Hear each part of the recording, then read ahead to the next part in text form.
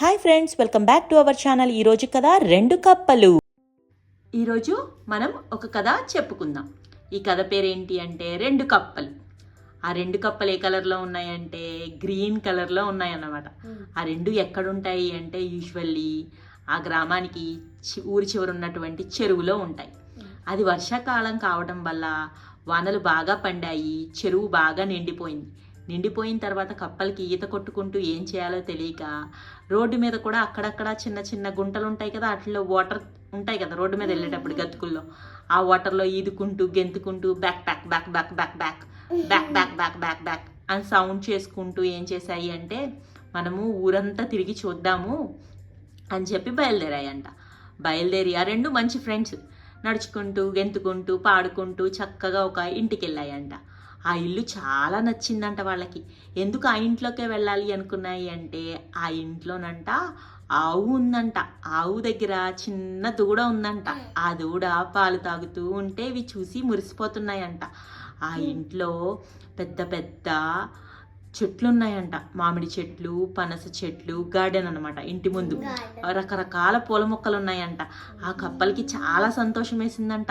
ఎంత కలర్ఫుల్గా రంగులతో భలే ఉన్నాయే, గులాబీ పువ్వులు, బంతి పువ్వులు, చామంతి పువ్వులు, మల్లె పువ్వులు, అబ్బా ఏం బాగున్నాయి అని చెప్పి గబగబా ఆ ఇంట్లోకి వెళ్ళిపోవడానికి రెడీ అయ్యాయంట. ఇంతలో ఆ ఇంటి యజమాని ఎవరైతే ఉన్నారో రామయ్య బయటికి వెళుతూ వాళ్ళ ఆవిడని పిలిచాడంట ఎదురు రమ్మని. తెలుసా, కొంతమంది ఎదురొస్తారు ఆడవాళ్ళు మంచి జరిగిద్దని చెప్పి. అట్లా లత బయటకు వచ్చిందంట. వాళ్ళ ఆవిడ పేరేంటి? లత ఏం చేస్తుంది అంటే అప్పుడు లోపల ఇంట్లో ఇంతకు ముందు రోజంట వాళ్ళ ఆవు ఇచ్చినటువంటి పాలు బాగా కాసి తోడు పెట్టిందంట, కొంచెం వేసి పెరుగు. ఇప్పుడు ఆ పెరుగుని చిలికి నీళ్లు పోసి మజ్జిగ చేసి కవ్వం వేసి వెన్న తీయాలి. ఆ వెన్న కాస్త కాసుకుని నెయ్యి చేసుకోవాలి. ఇప్పుడు లత పని అదే. ఆ పని చేస్తుండగా మధ్యలో ఎవరు పిలిచారు అంటే వాళ్ళ ఆయన బయటకు వెళ్తూ ఎదురు రమ్మని పిలిచాడంట. లత ఆ పని మధ్యలోనే ఆపేసి వాళ్ళ ఆయనకి ఎదురొద్దాము అని చెప్పి బయటికి వస్తే ఇదే సందు కదా, తలుపు తెరిసిందని చెప్పి ఆ రెండు కప్పలు గబగబా ఏం చేశాయి, ఇంట్లోకి దొరబడ్డాయి. ఇంట్లోకి వెళ్ళి నేరుగా కిచెన్లోకి వెళ్ళిపోయాయంట, వంటగదిలోకి. లత ఏం చేస్తుందా అని చెప్పి ఇక్కడి నుంచే వచ్చింది ఆవిడ, పట్టీల సౌండ్ అని చెప్పి లత అడుగులు ఉంటాయి కదా చెమ్మగా, ఆ వాటి వెంటే వెళితే ఒక పెద్ద కొండ వచ్చిందంట. అవి అబ్బా ఇదేదో భలే పెద్ద కొండలాగా ఉందిరా అని చెప్పి రెండు కప్పలు గబగబా పాకుతూ ఎక్కేసాయంట. ఎక్కేసిన తర్వాత తొంగి చూడడం మొదలు పెట్టాయంట. ఆ రెండు కూడా మీలాంటివే తోసుకుంటున్నాయి, నేను ముందు చూస్తా అని చెప్పి.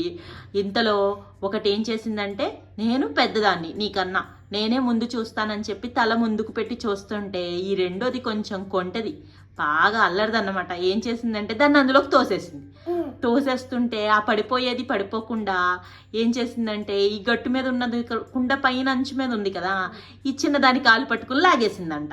మొత్తానికి రెండు కలిపి డామ్ అని చెప్పి ఆ కుండలో పడిపోయినాయి. ఇంతకీ ఆ కుండలో ఏమున్నాయంటే లత చెప్పాను కదా మజ్జిగ చేసి వెన్న తీద్దాం అనుకుందని, ఆ పని చెయ్యాలి. సో అడుగున పెరుగుంది, ఆ పెరుగు పైన నీళ్లు పోసి ఉన్నాయి. ఇప్పుడు మజ్జిగ చేయడం మధ్యలో ఆపేసి వాళ్ళ ఆయన పిలిచాడని లత అక్కడి నుంచి వెళ్ళిపోయింది. తర్వాత ఎందుకో లతకి వాళ్ళ చిన్న బాబు ఏడుస్తూ ఉంటే ఇంకా ఆ పనిలో పడిపోయి మజ్జిగ చేయటం విషయమేమో మర్చిపోయింది. ఇటువైపు రాలేదు వంటగది వైపు. బాబుని నిద్రపుచ్చుదామని చెప్పి జోలపాటలు పాడుతూ రాముడి కథలు చెబుతూ బాబుని నిద్రపుచ్చిన తర్వాత పని చేసుకుందామని చెప్పి చంకను వేసుకుని ఏడ్చే బాబుని ఓదారుస్తుంది. ఇంతలో ఈ రెండు కప్పలు డామ్ అని పడిపోయినాయి కదా, తిట్టుకోవడం మొదలుపెట్టినాయి అంట. ఏమని? నీ వల్లే పడిపోయా, నువ్వే చేసావు, అంతా నువ్వే చేసావు. సరే అయ్యిందేదో అయ్యింది, ఇప్పుడు ఎలా బయటపడాలో ఆలోచిద్దామని అనుకున్నాను. ఏముంది, మనకు వచ్చిందల్లా ఒకటే కదా, బెక అని నోరేసుకుని అరవడం, లేకపోతే ఈత కొట్టుకుంటూ గెంతుకుంటూ బతికేయడం. ఇక్కడ గెంతే అంత సినిమా లేదు కాబట్టి మనం ఏం చేద్దాము, ఈత కొట్టి బయటపడదాం అందంట ఒకటి. ఈత కొట్టాలా? అసలు ఇది ఎంత ఉందో చూసావా? చిన్న చెరువు అయితే ఈత కొట్టుకుంటూ ఎటో ఒకటి వెళ్ళిపోతాం, ఒక మూల మొదలుపెట్టి ఒక మూల. ఇదేమో గుండ్రంగా ఉంది, ఎంతసేపు ఈత కొట్టినా ఎక్కడ మొదలు పెట్టామో అక్కడికే వస్తున్నాం, పైకి వెళ్ళట్లేదు. ఇంకో ఉపాయం ఏదన్నా ఉంటే చెప్పందంట. ఏమో నాకైతే తెలిసింది ఇదే, బెక అరవడం, వీలైతే గెంతడం, లేకపోతే నీళ్ళల్లో అయితే ఈదడం. ఇది కూడా కొంచెం నీళ్ళలానే ఉంది కదా, నేను ఈదుకుంటూనే ఉంటాను అందంట. అబ్బో నా వల్ల కాదు అని ఇంకోటి అందంట. అలా చాలాసేపటి తర్వాత ఇది ఇది ఇది ఆ రెండు కొట్టుకోవడం మొదలు పెట్టాయంట. ఒకటి ఈదుతుంటే ఇంకోటి కింద నుంచి కాలు పట్టుకుని లాగేస్తుందంట. నేను వెళ్తాను ఇప్పుడని ఇది ఎడ్డం మొదలు పెడుతుందంట. అలా చాలాసేపు ఇది ఇది అలసిపోయిన తర్వాత అందులో ఒకటి డిసైడ్ అయిందంట, ఇంకా నాకు నా జీవితం మీద హోప్ లేదు, ఎంత ఈదినా ఇందులోంచి బయటపడతానని చెప్పి ధ్యాస లేదంట. అప్పుడు రెండోది ఏం చేస్తుంది అంటే, సరే నాకైతే దేవుడి మీద నమ్మకం ఉంది, నేను బయటపడతాను ప్రాణాలతో అనే నమ్మకం ఉంది, నేను ఈత కొడతానని చెప్పి ఆ పెద్ద కప్ప ఈత కొట్టడం మొదలు పెట్టిందంట. అలా అలా ఈత కొడుతూ ఉంటే ఆ పెరుగు నీళ్లు కలిసి ఏమైపోయినాయి, మజ్జిగ అయిపోయినాయి. ఆ మజ్జిగ కాస్త ఇది చేసేటటువంటి చర్నింగ్ ప్రాసెస్ అంటారు దీన్ని, మజ్జిగ చిలకడం లాంటిది. చిలికితే ఏమైద్ది అంటే తేలిక కణాలు ఏవైతే ఉంటాయో అవి పైకి వస్తాయి, అంటే డెన్సిటీ తక్కువ. మీకు కొంచెం ముందుకెళ్ళాక అర్థమవుతుంది. అర్థమైందా? ఆకు మునిగిపోదు నీళ్ళల్లో, రాయి వేస్తే మునిగిపోతుంది. ఎందుకు? బరువు ఎక్కువ. అట్లానే తేలికైనటువంటి వెన్న వీళ్ళు ఇది ఇది ఇది ఇది చేయడం వల్ల చిలికిపోయి ఆ పెరుగంతా మజ్జిగ అయిపోయింది. మజ్జిగ కాస్త వెన్న అయిపోయింది. ఆ వెన్న పట్టుకుని ఈ కింద ఉంది చూసావా ఒకటి, ఇంకా నాకు జీవితం మీద ఆశ లేదందే, అది వెన్న తింటూ కూర్చుందంట. వెన్న తింటూ కూర్చుంటే ఇంకేం వేదవుతుంది, తిన్న తర్వాత ఏమవుతుంది, నిద్ర వస్తుంది, మంచి స్లీప్ వేస్తుందంట కింద కూర్చుని. ఇంకోటి మాత్రం ఇది ఇది ఇది ఇది చాలాసేపు ఈదిన తర్వాత వెన్న తేలింది, వెన్న మీద పైకెక్కింది.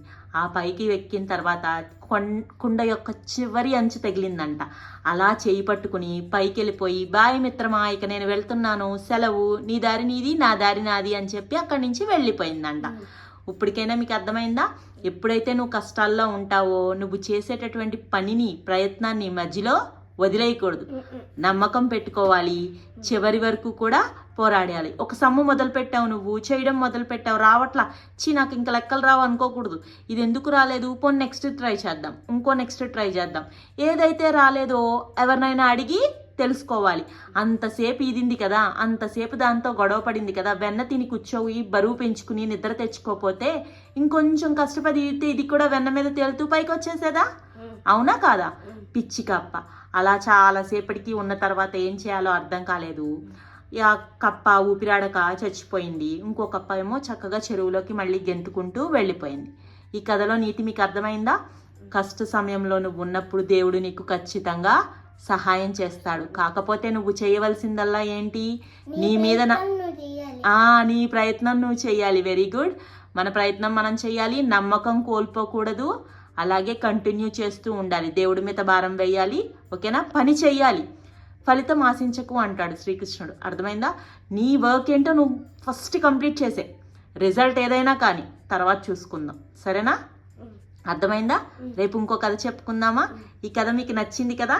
మీరు కూడా రెండు కప్పల్లా ఉంటారా, కలిసి ఉంటారా? అబ్బా నిజమేనా ఇది? అబ్బో సరే అయితే, ఓకే, బాయ్ బాయ్.